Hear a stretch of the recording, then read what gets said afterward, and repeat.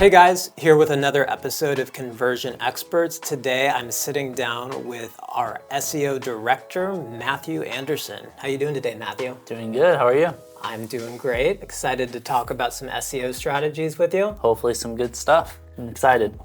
So SEO is something that I feel like a lot of companies that we typically deal with don't think to do. And one of the reasons is because they're interested in getting a return on their marketing spend. And a lot of people think SEO is something that, maybe 3 years from now or 2 years from now, they'll get a return on that investment. How do you think about a timeline to return on SEO? Yeah, I think that's an interesting question because like you said, everyone thinks SEO is a long game. And I think that's actually a common myth because SEO, you're putting in work from day one as much as you are 3 months down the road. But when you break SEO down, it's compounding. And that's why people are like, oh my gosh, a year from now, I'm gonna have so much traffic. But you're starting to build traffic off the beginning. But as you keep working and as you keep investing into it, that's where you start to see bigger and bigger because you're building up over time and increasing that volume and those people that are coming to your site. Yeah, that makes a lot of sense. I think I've been really impressed with some of the campaigns that you've been running and how quickly results come in at the beginning. I maybe was one of those people traditionally that kind of wrote off SEO as it's too far out into the future and I want results now. But I think we've seen results in a matter of weeks and definitely within a few months.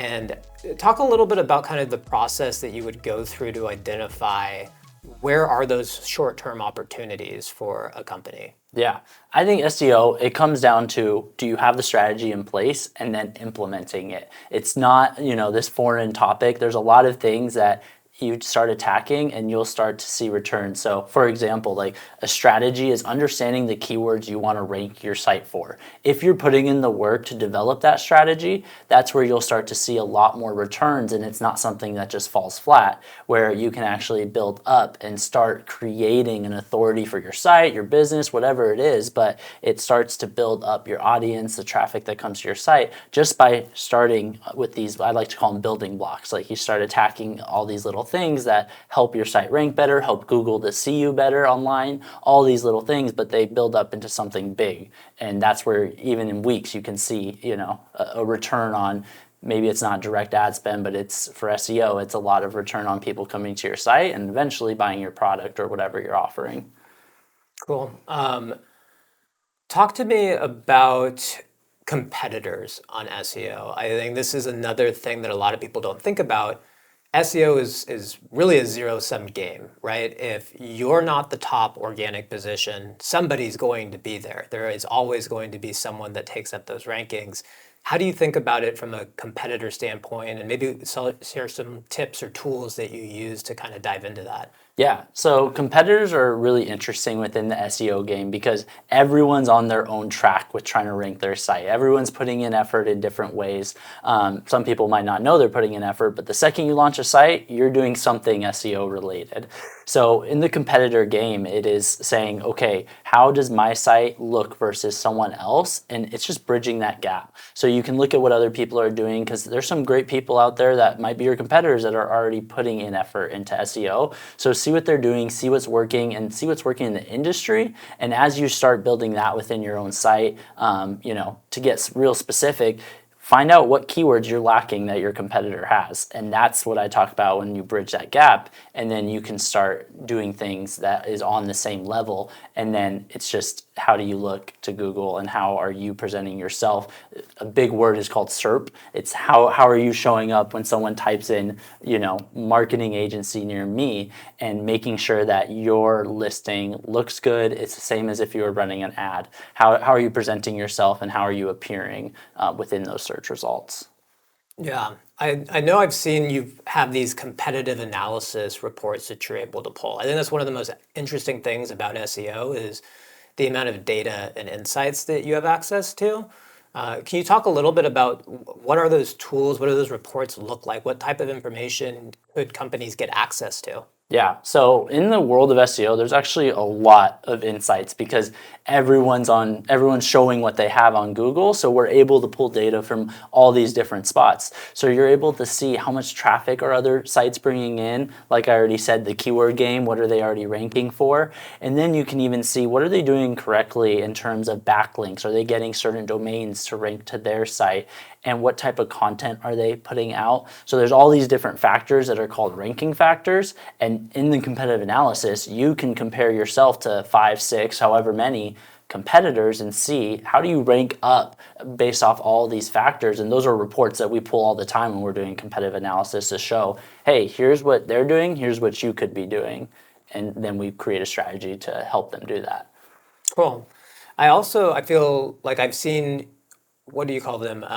Opportunity analysis Yeah. reports, where you're looking at what keywords maybe the competitors aren't ranking super well for yet, that you could come in and kind of capture that market share more quickly. Yeah, I call it low-hanging fruit. It's what is right there that we could instantly see, and that's going to be the easiest to start targeting. So say your competitor is targeting 3,000 keywords about this topic, but there's this whole topic that they never devoted or invested resources into. We can see what those keywords are, those low-hanging fruit that are really easy to rank for, and Google has something that's called keyword difficulty. It's on every search platform, and it's how easy or hard is it to rank for a certain keyword. So we see what's that like under 30, 20 keyword difficulty rating, and then we start attacking that. That way there's that not a year down the road, but there's that instant type of ranking that you can start achieving off the bat of starting an SEO efforts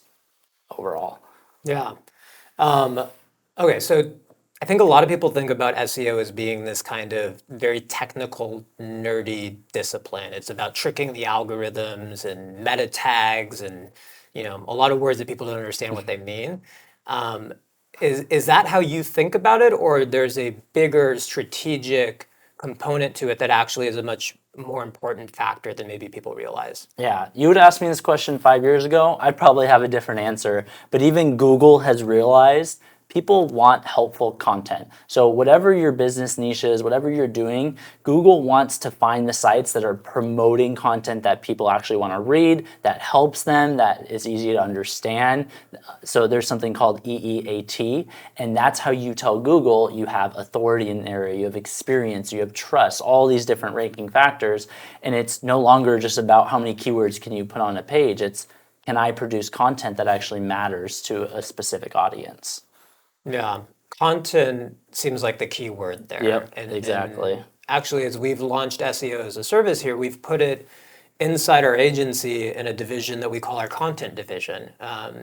So, you know, thinking about what topics, what keywords are important to a business, how do we then help or assist with a content production cycle? Because content, I think for a lot of brands, that's a hard thing to do, and especially looking to an outside agency to produce content on their behalf? Is it going to be on their brand? Is it going to say the things they want to say? Are they a regulated or in a compliant space, or maybe they're concerned about, are they going to say something that's not in alignment with what we legally should even be saying? Could you speak a little bit to how we kind of approach that component of SEO? Yeah, I think you're exactly right. Like content can be this daunting topic overall. But when it comes to content, it's about the strategy that you put in the first place. And that's something that we help craft from the beginning. And that's where by working with specific clients, we're able to say, okay, what content is going to matter most for your business? And how do we create that? Like you just said, on par with what they're trying to achieve. So it's really a mutual understanding of us knowing the client we're working with and having that open dialogue, and then strategizing, hey, here is what's impactful towards your goals as a company, and let's create content geared towards this. And then that's how we shift that strategy. Got it. All right, let's talk a little bit about what types of brands or businesses benefit the most from SEO in your point of view. Because I think maybe there's some companies that are local and they maybe, they have a few in-person locations, and like that doesn't make sense for me to put energy into try to ranking for these keywords that people all over the country are going to be searching for. I'm just focused on trying to attract customers that are within 30 miles of my location. Does that make sense for that business to do SEO? Yeah, I mean, really, it's do you want to be found online on any search engine, Google, Bing, whatever that looks like, do you want to be found? And there's the two buckets, and there's multiple buckets, but there's international SEO, there's local SEO. So no matter what your type of business is, it's beneficial to invest into SEO. Say, like your example, a local business. We can tell Google that it's a local business and help with what's called a Google business profile, all these different things that help them get found by their local audience. Google understands just as much when a business is brick and mortar versus only online versus in another country. So no matter what stage or wherever your business is, it's still impactful. Got it. What about any industries that you can think of that wouldn't benefit from SEO or like doesn't make sense? I mean, if you don't need to be found online, then I think that's what it comes down to, because if you want to be found online, that's where SEO is going to help you. But if that's not a goal in your business, then you probably have a whole another different business model that it might not apply to. But honestly, from everyone we've worked with to everyone that has talked to us, usually the case is they could benefit from SEO. It's a game for everybody, and it's just figuring out what strategy works best for your business. Got it. Okay, so works for every business. I could be local, I could be national, I can be any industry. Basically, if I've got a website, it seems like something that I need to be doing at this point. What about the fact that when I had my website built, the guy that built my website told me he did SEO for it? Like, isn't it already done? Like, I paid that guy to build the site. He said he did SEO. What do I do? I thought I already did this. Yeah, you wouldn't believe how many clients actually ask that exact question. But there's obviously a starting point. SEO is like this. It's not some sprint that you're doing. It is this journey that you'll continuously go on. So yeah, you could have launched your site, done some optimizations, as I like to call them. You did things that set up your foundation. And then from there, you're going to need a step 1, 2, 3, 4, 5, 6, and beyond, because you're going to have to keep running this race the same way if you were running any ad spend online. In order to show up, you'd have to keep investing into it. And SEO is a very similar game where as long as you keep putting the effort in, you'll start to keep seeing results build over time.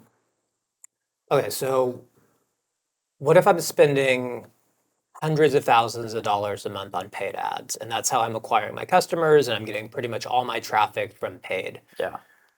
Obviously, it'd be great to get more free traffic from SEO. Yeah. I would love that as a company. Does it have some other impact to my existing efforts as well? Like, is it going to cannibalize some of my paid search traffic? Is it going to do anything to what I'm already doing that might not be something that I like as a brand? Yeah.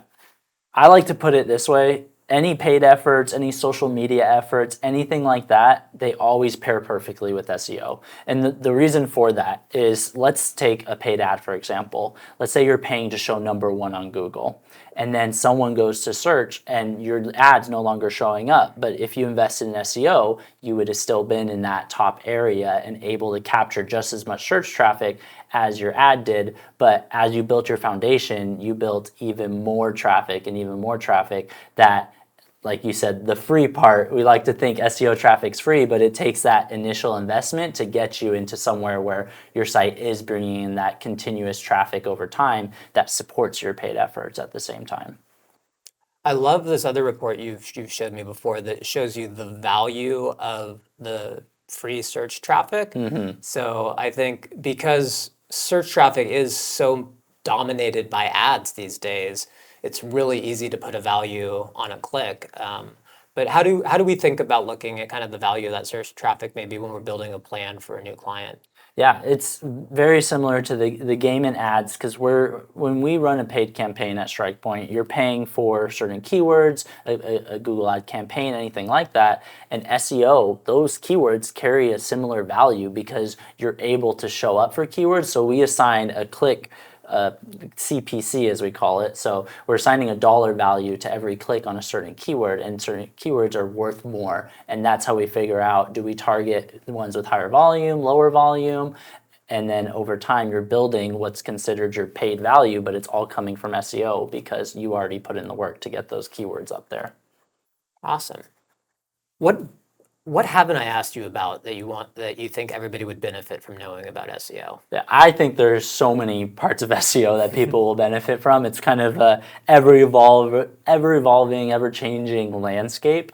But I think you kind of hinted at it before, but we're scared of SEO because of all this jargon that's used or all these different words. And it's really not that confusing. Sometimes you just need to partner with the right people that will explain it to you or show you strategy or build out the right reports. I think just like a lot of things in the marketing world, it's gatekept from business owners or people that are wanting to understand more because people want to get paid. But if you partner with the right person or the right agency, they're going to show you what value is being driven over time. And that's where you're able to establish a relationship where it's beneficial to your company because you're getting the results from SEO, but you're also being showed that the data is actually working for you. It's not just some mythical creature that's out there doing work that's driving people to your website. It's a real tangible asset at the end of the day. Yeah, so SEO is not the snake oil of the marketing world that it's been made out to be. It's actually measurable, trackable, and most importantly, connects to a return for the clients that are engaged in it properly. Exactly. Love it.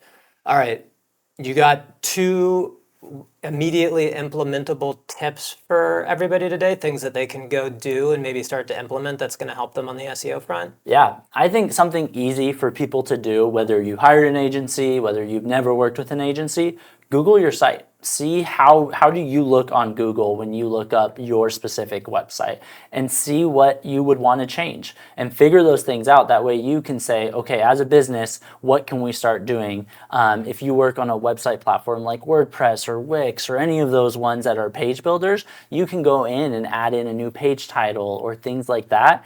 And then I honestly suggest everybody, there's almost every company in the world out there offering a free audit these days.